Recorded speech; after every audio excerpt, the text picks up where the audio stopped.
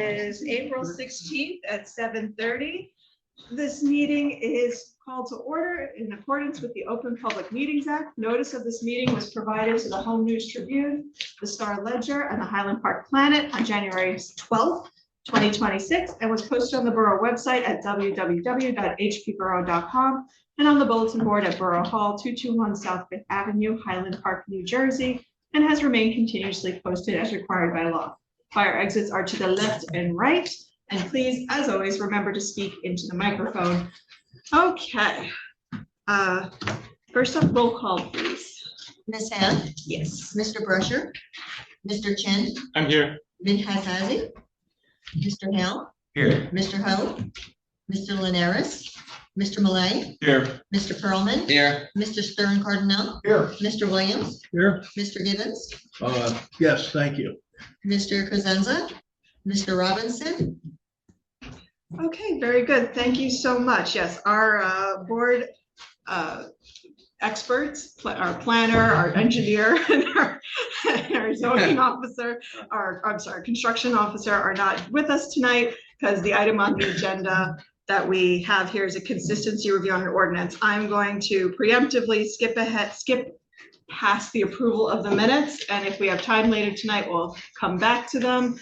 But for right now, since we have a guest this evening to go over the ordinance with us, we'll bring her up first so she doesn't have to listen to us go back and forth over our minutes. So we're going to turn to the consistency review for ordinance number 26-2127, an ordinance amending chapter 86 entitled Fair Share Affordable Housing to implement the fourth round of affordable housing in accordance with the Fair Share Housing Act of 1985 as amended. So if you would please. Do you swear me? I think, well, let's just be safe. Okay. Your microphone? Pardon me? Shield me. No, I'm gonna take that mic. Okay, do you solemnly swear that the testimony you're about to give in this proceeding will be the truth, so help you God? I do. Please state your name and spell your last name for the record. I'm Elaine Clisham, CLISHAM. I'm a professional planner with Clark Keaton Hints. Good evening and welcome. Thank you. You have the floor. Thank you. So this ordinance, as Can you just grab the mic? Yeah. Thank you. I think you can take it off. you're gonna make me hold it for 20 minutes. Whatever's easiest for you. You do the Johnny Carson thing and hold this. This works. God, I'm dating myself, Johnny Carson.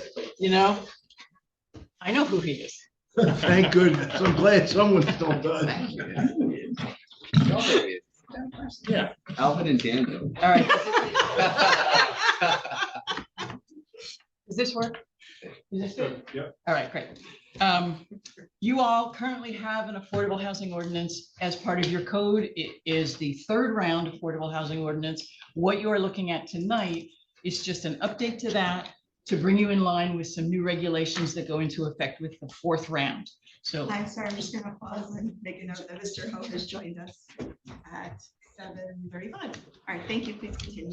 So 90% of what you see here, you have in some form already. It is not new.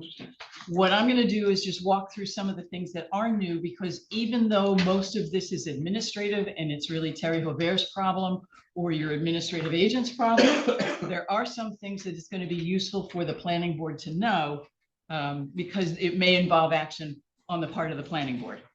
So the first thing I want to point out is on page 9, there is a definition for prior round unit. And that becomes important because you still have some third round units that are approved by the court, but have not yet been built. And if they ever do get built, they will be subject to third round rules. And the big difference between third round and fourth round in that case, I think it is a rental unit that's supposed to come online, is the length of controls. It would be a 30-year control if it's a third round unit, a 40-year control if it's a fourth round unit. So the definition of a prior round unit becomes important when we're talking about the third round units you don't yet have online. Page 14. We've already started to have this discussion with our friends at Garden Communities. Under number 3, these rules are if there are for sale units as part of a development. Letter C They can be of different product types than the market rate units, but you have to have at least one of each market rate type as an affordable type. So if you have all townhouses as market rate, you have to have at least one townhouse that's affordable, even if all the rest are flats, for example. So that is a new regulation.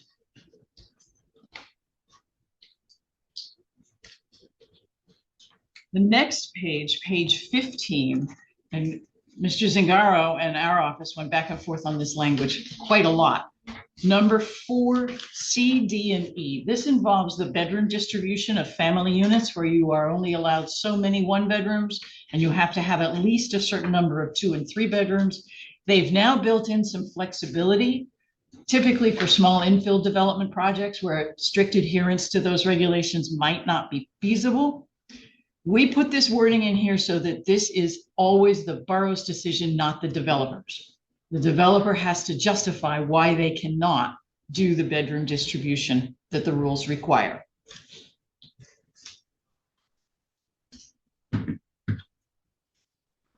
Yeah, how all these so nicely marked. The next page, 17. This is just a description of the regulations for each of the types of affordable housing that you have. They're just really for Terry and for your administrative agent. It's interesting reading if you have trouble sleeping, but it just describes what keeps each type of affordable housing unit affordable. On page 21, I'm not sure this will apply specifically to you, but I want to point it out. Under paragraph 86.6C, the maximum average rent can be increased for developments that provide additional very low income units. So on its surface, it looks like it's a sop to the developers so that they get some money back on the top end for doing more on the bottom end. If you ever had a tax credit project here, a 100% affordable tax credit project, that may very well come into play. I don't know if any would be coming here. Can't think why they wouldn't. This would be like, would score full points, I would think, if anybody wanted to build a tax credit project here. But if they deliver more than their required very low units, they can raise the maximum affordability level at the top end. Page 24. This is one of the things the planning board is going to need to know. Right above the paragraph that says occupancy standards, you all just passed your affirmative marketing resolution. And some of the affirmative marketing has costs. This says that the affirmative marketing costs will be borne by the owner of the affordable units unless you all decide otherwise. So for example, the owner of the Habitat unit on South 10th Street, you may decide that the borough will pay the costs if that person ever decides to move out. The borough retains that option. Yes, borough retains that option. However, if the owner must pay the cost, you have to put it in a resolution of approval.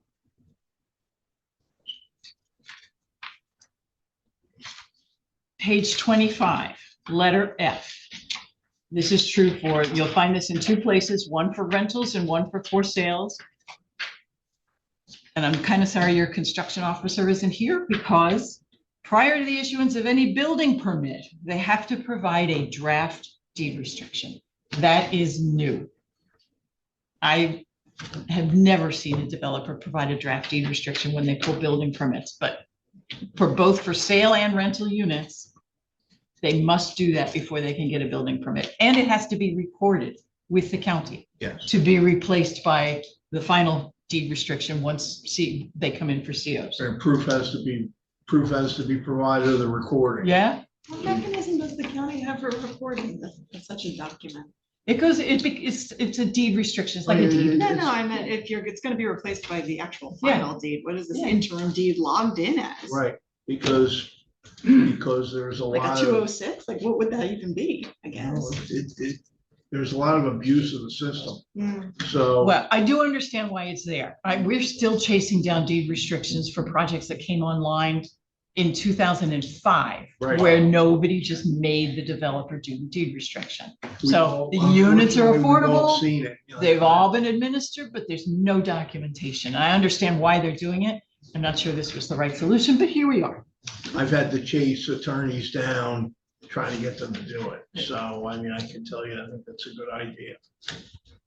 So, page 28, paragraph 8617, here's where the fourth round rental unit controls are. If it's a third round unit, it has 30-year controls. That's paragraph A. Paragraph B, if it's a fourth round unit, the rental controls are for 40 years. For sale units, controls are still 30 years.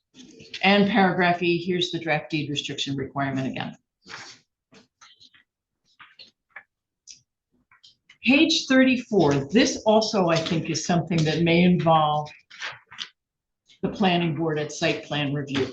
This is a new, brand new section, 8625. These are the things the owner of a development containing affordable units must do. And a lot of it is provide fully engineered drawings identifying each unit by bedroom count and affordability level, et cetera, et cetera, et cetera. So a lot of it can be accomplished at site plan if they know ahead of time. And we do not do your planning reviews, but for towns where we do, we will try to put this in, that these things will be required and should be sought at site plan. Projected construction schedule is very interesting. Yeah, and you know, if it's a private inclusionary development, I don't know how you ask for that, but there it is. There it is. The big thing I want to make sure everybody knows, so those are primarily, that's just the administrative end of making sure your affordable units remain creditworthy. But on page 38 begins the section on development fees. My understanding is you all adopted your first development fee ordinance in like 2019, something like that. And it was only non-residential fees, which were statutory since 2008. The borough has now decided that they are going to implement a residential development fee. So there are some restrictions, there are some exemptions, there are things that are not subject to the fee, but it's essentially 1.5% of the increase in equalized assessed value.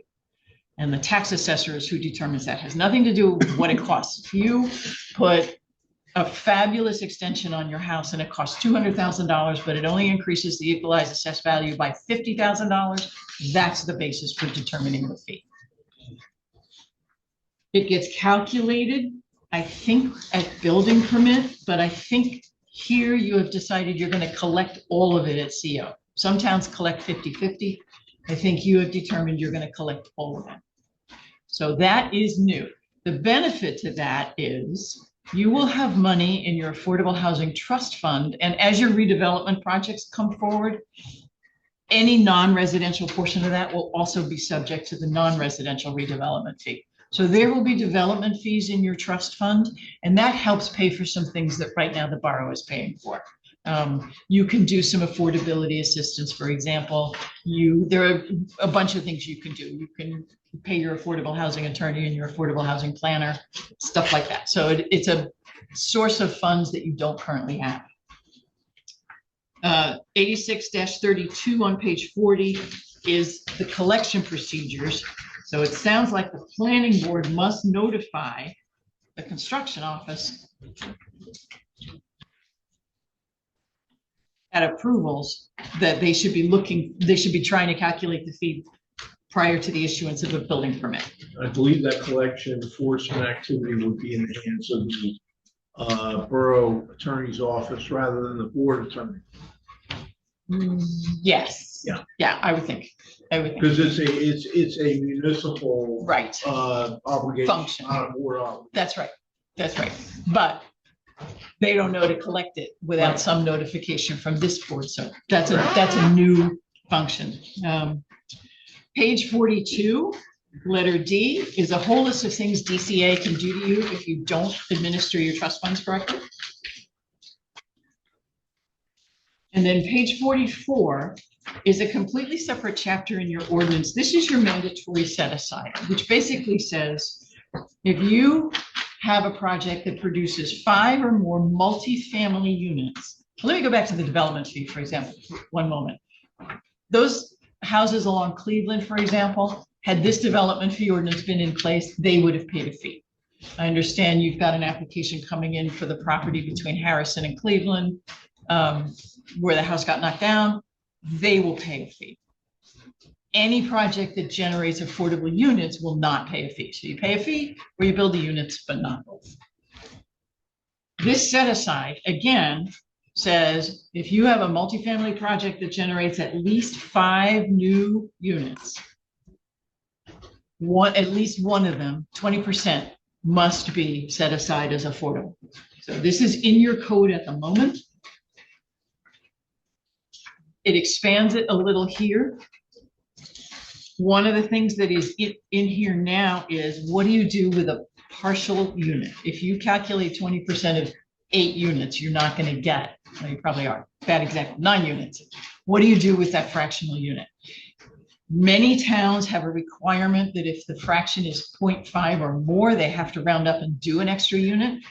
Paragraph F on page 45 gives the borough the entire option. You have the choice whether you make them round up or you let them round down and put a partial unit payment into the trust fund. But other than that, this set aside is in your current ordinance. It doesn't change that. It just says, here's how you calculate a fractional set aside. So those are the things that I highlighted that are new or that the board is going to need to know. Essentially, this is an administrative ordinance to make sure that the affordable units for which you're claiming credit are administered properly and remain creditworthy. So I'm happy to answer any questions.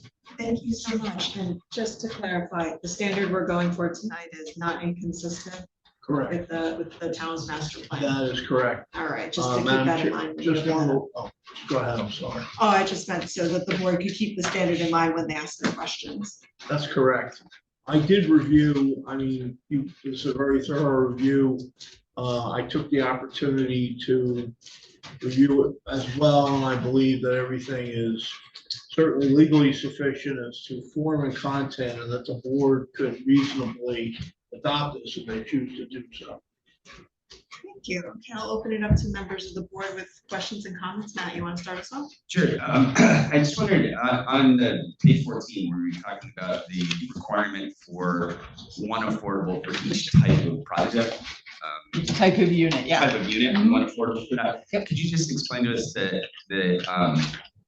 that have an effect on the potential for total number of units, or if you have to have one for each of those, might that affect the number of total affordable? Could, it sounds like that's a project specific question, but I'll make these numbers up for easy math. If you have 30 units coming online, so that's 6 units that have to be affordable. If now some towns are insisting that it be proportional. So if half of the units are going to be townhouses, half of the affordables have to be townhouses. This, I think, says that at least one has to be a townhouse. So it's a question of what will fit onto the lot, depending on your other zoning regulations or redevelopment plan. But Again, it provides the flexibility for the borough to make those. yeah, well, that's why we said at least one. Right. That's what, yeah. So if Have they to have, but gotta have one, right. Yeah.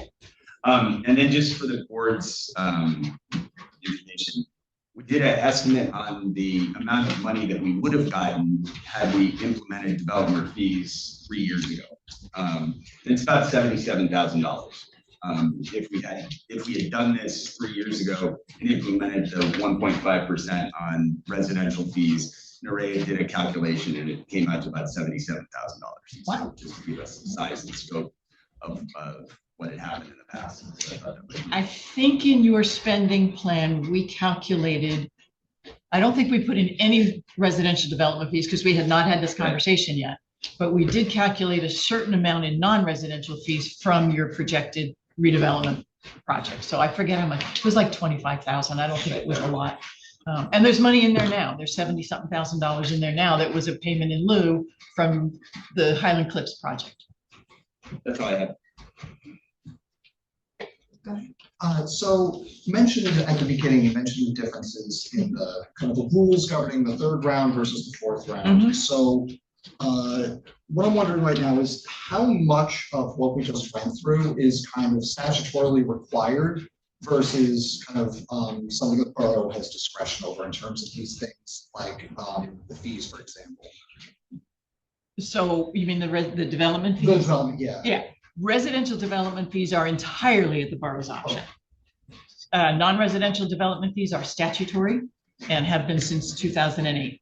You probably didn't have a lot of non-residential development. We had one of our court adjudicators worked in a town in North Jersey that did, never charged a non-residential development fee, and they were made to go back to 2008 and calculate what it would have been had they done that and put that money into the trust fund. Yeah. Ouch. And I have one more thing. Related to, actually, Matt, thank you for the kind of the retroactive looking at what the prior developments would have brought in with this fee. Did that include any kind of modeling or calculating or anything? If it's going to cost X amount more for a developer to do it, they're going to build a little bit less, and then on net, that's going to reduce the revenue from the fee because you're getting fewer. Was there any kind of that part of that at all? Well, our discussion, I raised it, not exactly the same point, but a similar point. As you said, that the 1.5% is on the change in the value. So it's that if you go from a $500,000 to a 750, it's on the 200,000. And so it was our sense that a 1.5% just on that change was unlikely if you're to Not going to discourage. Right. I was concerned initially that to go higher than that, that we would be discouraging people from doing that. 1.5 seems to be what's standard. Standard is probably not the right word, but it's a very common fee that is. Yeah. It's the maximum, actually. Yeah, and most towns who have the residential development fee do have the 1.5%. So with those two things taken in mind, we thought that this was going to be a reasonable fee. We'd be able to put more money into the trust fund and not discourage people from making the improvements or making the changes. If it was 1.5% on the total new value, that No. that it's not that. It's just on the change in value. Yeah, it's So we on thought the- that was a reasonable way to go. Yeah, it's on the increase in value. And I will say, should you decide, if you do this for a year or 2 years and you decide it needs some changes, again, residential development fees are entirely at the discretion. So you can say, oh, we're not going to charge a fee if the change is less than $20,000, or we're not going to charge a fee unless the square footage increases, or there are things you can add to that if you need to add more nuance. Is the residential development fee imposed at the time the permit is issued? That's what it's listed here? That's when it's calculated. I think your Which- collection procedures are actually at CO.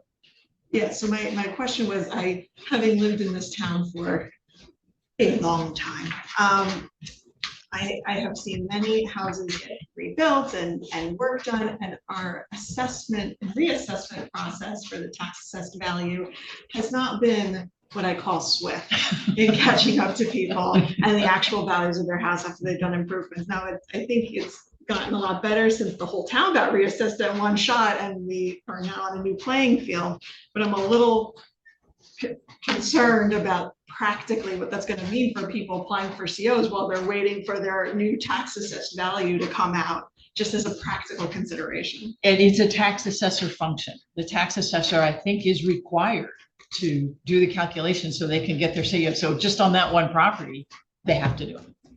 And we don't want to be that again. I don't want to wait for 25 years for doing the reassessments. So we have hopefully learned from our previous not doing it, and we are hoping that we can continue to do a regularly scheduled assessment that will not get us as far behind as we were in the past. And I think that's certainly a goal that the council has. Jeff? Yes, so just to clarify, so the residential development fee is, you mentioned new development, but are you saying even existing development, a single family home, in addition, that there was a fee would be? As I read the way your ordinance is written, yes. Let's look.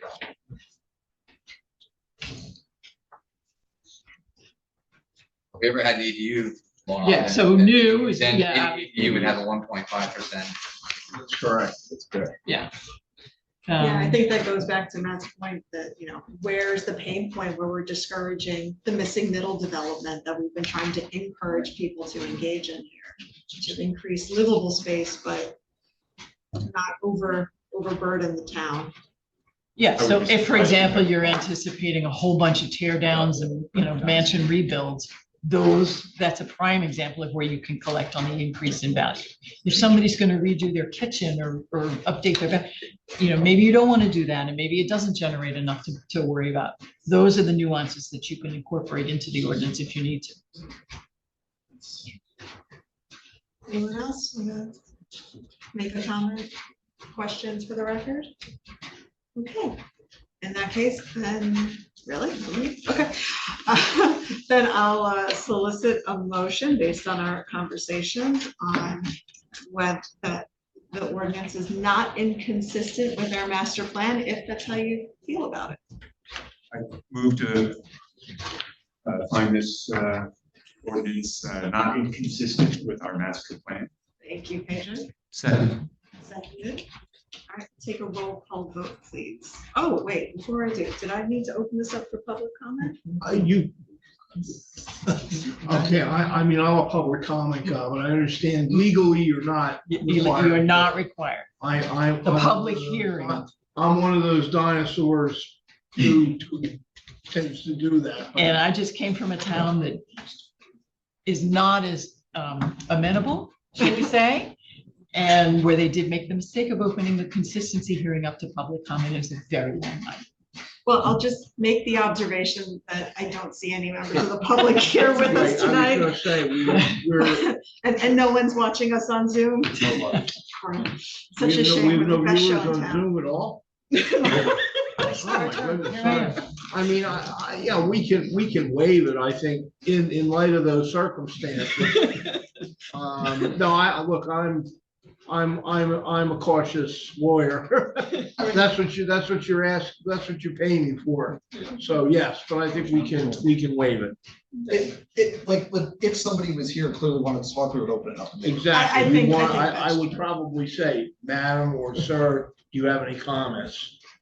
But they're not here. There's no And No, But no one's here, so I think we can. And it's we can not move required. ahead. People are out and about enjoying the lovely weather. So with that, we can do a roll call vote. please. Mr. Chen, Yes. Mr. Hal, Yes. Mr. Ho, Yes. Mr. Malay, Yes. Mr. Pearlman, Yes. Mr. Stern Cardinal. I'm concerned about that the fee is going to discourage residential development. And given the kind of prominence of that in the master plan, I'm actually gonna vote no. I think the fee is inconsistent. Mr. Williams, Yes. Ms. Ham. Yes. And I will comment whether, while I don't disagree with your concern, I think the master plan overall recognizes the need for the borough to earn some money to keep us compliant with our affordable housing regulations, which is definitely consistent with the master plan. But I hear your criticism very strongly. All right. Thank you so much for your time. Thank you. I appreciate everybody's attention. Okay. All right, now quickly switching to our final issues, we have approval of our minutes. I'm going to unilaterally take the February 12th, 2026 minutes off tonight's review, just because we've had some comments and changes from several people that we're going to incorporate, and we're going to come back to them. So instead, we'll just do our November 13th, 2025 and our January 8th, 2026 minutes. Starting with the November 13th minutes, I had one comment that on page 2, in the first substantive paragraph, reciting where Roger Thomas is restating the ordinance, it says 25-12. That I think he was just stuttering a little bit, and he meant to say 25-2117. And then on page 5, third paragraph down, it says, in terms of its relationship to all the plans, our local, that should be master plan. And then on page 6, the second to last paragraph, and maybe somebody remembers, as I was gonna ask Kalidra, but she's not joining us tonight. It says, that's, the last set words are, that's Raritan basis. Did anyone know what she was getting at when she said that? Would you be considering? Page 6, the second to last paragraph, it says, would you be considering combining all events, one large parking lot that's accessible on both South Fourth and South Third, but consists of parking spaces for all the buildings on that stretch between South Third and South Fourth? That's Raritan basis. Maybe. I don't think, yeah, I think that I don't know what that was there's supposed no to be. relationship to that, so I think we can just take out the last 3 words because the sentence makes sense otherwise. I suspect she meant those are Raritan facing in some way, but without her to clarify, I would recommend just taking out the last I would 3 remove, words. I would remove for a period after South Fourth. Yeah. Put a period up. So those were my comments on the November 13th minutes. So if anyone else has any comments, changes, or questions. Sure. I have another small typo, and you caught one of them, but where on page 7, the second, under my summary of my comments, it says, second sentence, third sentence, I guess maybe counsel, it's just counsel as in legal counsel versus, yeah. That's all. Yeah. No, I guess maybe council meaning the town. I meant council. legal The counsel, borough. I meant Roger Oh. Thomas. I was Oh, asking legal Roger, counsel. I was Oh, asking Roger wrong. Thomas, I'm Gotcha. referring to Roger Thomas. Can you correct me if I'm wrong? And that was my. So that's COUNSEL. Right, yeah. I believe that's what it is. Yeah. Yes, Thank you. I'm correct. All right, anything else? Anyone else? All right, with that, I'll solicit a motion to accept our November 13th, 2025 minutes, subject to the amendments we just went through. Motion made, seconded by Jeff. I think we do roll call vote for this one, right? Yes. All in favor? Aye. Aye. All opposed? Any abstentions? Pedrick, did you want to abstain? I read it, so. Oh, never mind then. Very good. All right then, so the motion passes. Those are November 13th, 2025 minutes. That takes us to our January 8th, 2026 minutes. And I'll start the ball rolling with, on page 2. I'll give you a second. Page 2, in the middle of the page, under setting of 2026 meeting dates. In the middle, wait, nope, we're not on the same page. This is my, oh, do I have a different version? Maybe that's cool. At the bottom of the page. Well, my version says Highland Park Planner instead of Highland Park Plan. It's our official newspaper. We gotta know what we're talking about. And then under the review of the minutes from our August 14th regular meeting, my version here under, yeah, the abstention list says 3 abstention, but the number says 0. With that, does anyone else have any comments or changes to our January 8th reorganization meeting minutes? Oh, why does it? Should be. Well, 3 abstentions because they weren't here. They were absent. I guess maybe it's not an abstention, so maybe we change it to 3 absent. Is that more appropriate? I think that if they were not in the room, they should be absences. Or do they intentionally abstain? I guess that's. No, they weren't present, so Then I guess it's they not an were absent. abstention. That's. So 0 abstentions. So I guess technically it's at the 3 changes because it's 0 abstention. They just Yeah. weren't Right. here. There were 4 absences? It says 3. Oh, it says 3, but then there's 0 next to it. Yeah, but Chin, Linares, Millet. Oh, yeah, but there's 4 people. So it's really just 0 abstentions instead of 3 abstentions. Right. That's really That the would- only that would be better, yeah. change. More appropriate. Okay, sorry about that. Anything else from anybody? Seeing none, we'll solicit a motion to accept our January 8th, 2026 minutes. Subject to these changes. Motion. Second. Alvin.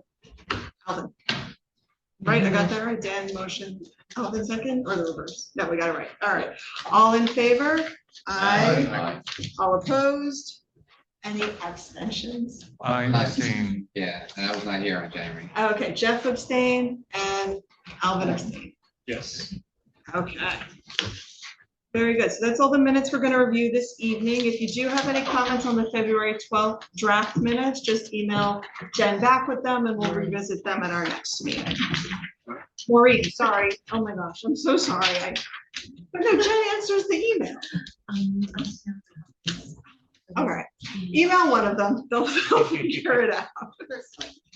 Okay, since none of our borough officials are here, opening up the meeting to members of the public who wish to be heard on anything not on the agenda.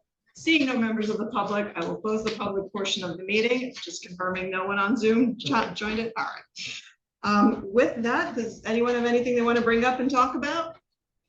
No? All right. Who wants to adjourn? I do. All right, motion to adjourn. Second. Seconded. All in favor? Aye. Thank you very much, everybody. Always a pleasure. Thank you, everybody. Thank you.